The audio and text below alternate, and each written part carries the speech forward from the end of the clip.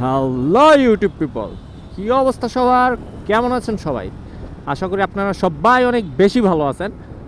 আজকে যে টপিকটা নিয়ে কথা বলবো সেটা খুবই গুরুত্বপূর্ণ একটা টপিক বলা যায়। যারা আসলে আমরা মধ্যবিত্ত মানুষ আছি, যাদের বাজেট সংকট, মানে কত টাকার ভিতর আসলে একটা সেকেন্ড হ্যান্ড জিক্সার মোনোটন কেনা যায়। তাই এই জিনিসটা আসলে মানে গাড়ি কেনার ক্ষেত্রে এই জিনিসটা খুবই একটা ডিফিকাল্ট একটা জিনিস। কারণ কি, মানে যত চুরি বাটপারি জোত চুরি আছে সেকেন্ড হ্যান্ড বাইকের ভিতরেই হয়। আর যারা সেকেন্ড হ্যান্ড বাইকের ব্যবসা করে ভাই, তারা একটা কথা চিন্তা করে যে বাইক বেচা দিলাম মানে তো সব বেচা দিলাম, মানে এর ভিতরে জটা পটা লাগায় যত জোড়াতালি আছে একটা সেকেন্ড হ্যান্ড বাইকে পাওয়া যায়। কিন্তু না, এমনও জিনিস আছে যে কেউ একটা বাইক আপগ্রেড করব, সেই বাইকটা তার শখের, সেই বাইকটা তার টেক কেয়ার করে চালাইছে, কিংবা বিপদে পড়ে বিক্রি করে দিতে হইতেছে। তা এই ক্ষেত্রে আবার কিছু কিছু বাইক ফ্রেশ পাওয়া যায়। তা আমরা যারা আসলে সেকেন্ড হ্যান্ড বাইক মার্কেটে যাই, তাদের অনেক প্রতারণার শিকার হইতে হয়। অনেক ভণ্ডামি জোত চুরি যা আছে সব মনে হয় একটা সেকেন্ড হ্যান্ড বাইকের মার্কেটেই। তা মূল কথায় ফিরে আসি, কত টাকা হইলে একটা জিক্সার মোনোটন সেকেন্ড হ্যান্ড মানে ইউজড বাইক ভালো পাওয়া যাইতে পারে? তা সবসময় মনে রাখবেন যে যেই বাইকের মডেল যত আগানো সেই বাইকের দাম তত বেশি।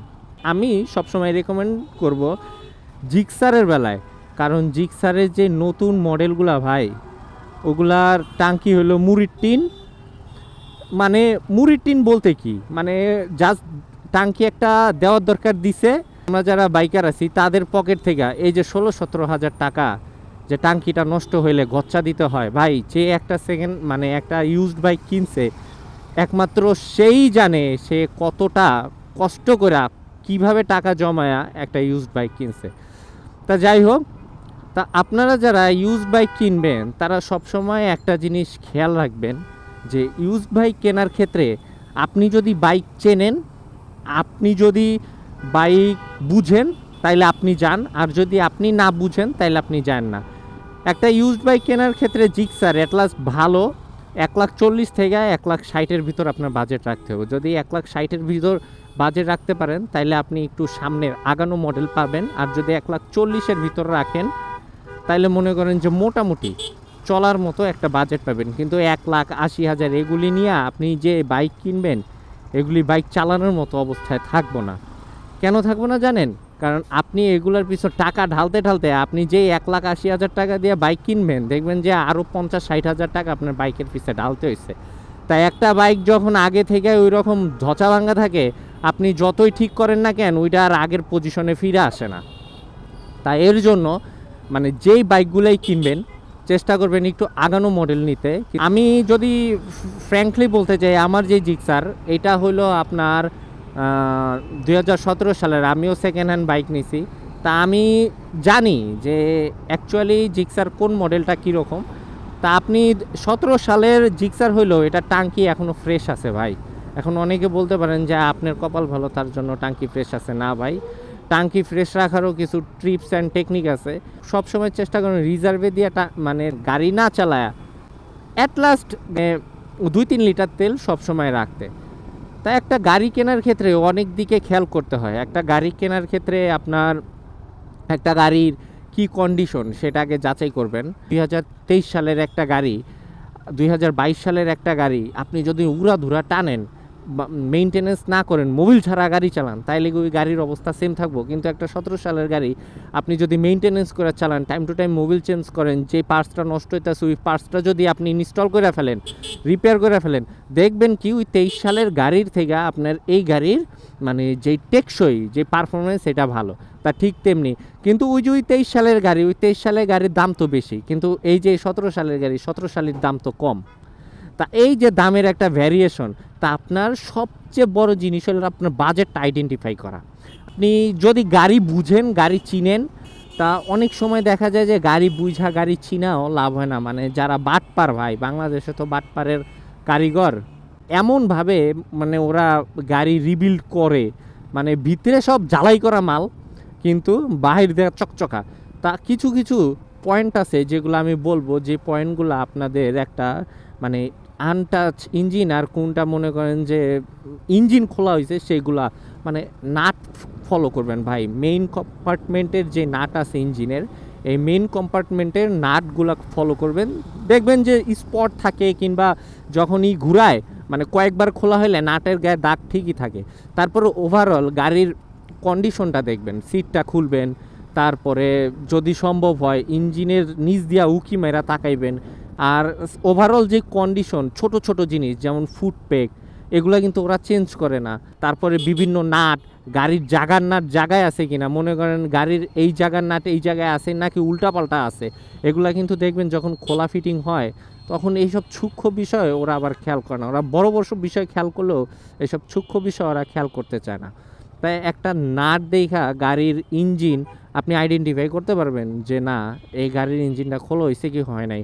আর সবচেয়ে বড় বিষয় হলো ভাই, আপনি যদি এক্সপার্ট হন, গাড়িটা টান দিবেন, গাড়িটা টান দিলে যে একটা ফিল পাইবেন, সেইটা যখন আপনি অনেকগুলা গাড়ি চালাইবেন গাড়িটা বুঝবেন, টান দিলেই বুঝতে পারবেন যে গাড়ির ইঞ্জিনের কি অবস্থা। ভাই এটা হইলো সবচেয়ে বড় একটা বিষয় গাড়ির ইঞ্জিন চেনার ক্ষেত্রে। আর হইলো সাউন্ড।